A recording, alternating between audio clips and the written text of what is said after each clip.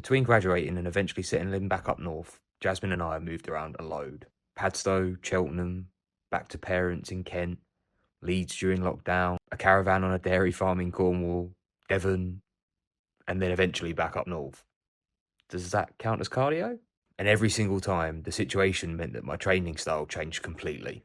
In Padstow, there was no gym, and I lived in a flat above my surgery, so I was squeezing HIIT sessions in next to the table, which actually worked quite well given the circumstances. Then came Cheltenham, which became a hybrid of at home workouts from Gambara and Centre until a gym group eventually opened down the road and I could actually get under a barbell, which was brilliant. Skipped to my parents back in Kent.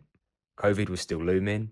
Dad built a squat rack in the garage. We had a barbell, some Olympic dumbbells, enough to keep ticking over, but not ideal. So lockdown continued, and I eventually find myself in my in law's garage. And this is where I had to start getting pretty creative. I had gymnastic rings hanging from the ceiling. A wheelie bin was just the right height for me to be able to row from, and I was using my mother in law's Pilates step as a flat bench.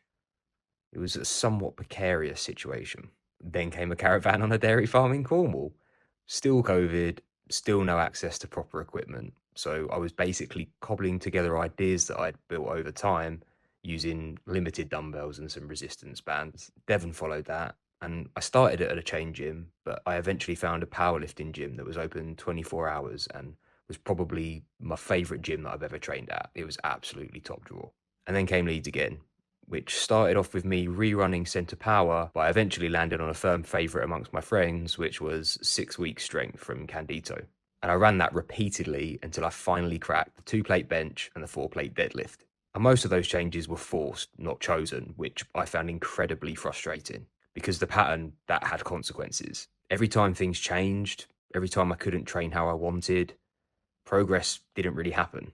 Or worse yet, it reset in the places where equipment took a step back. And it wasn't until I had some form of stability, the same location, the same program, the same gym, the ability to run and rerun the program over a prolonged period of time, that I actually saw things start to move favorably. The Candito program wasn't magic by any stretch. It just happened to be the one that I could actually run repeatedly.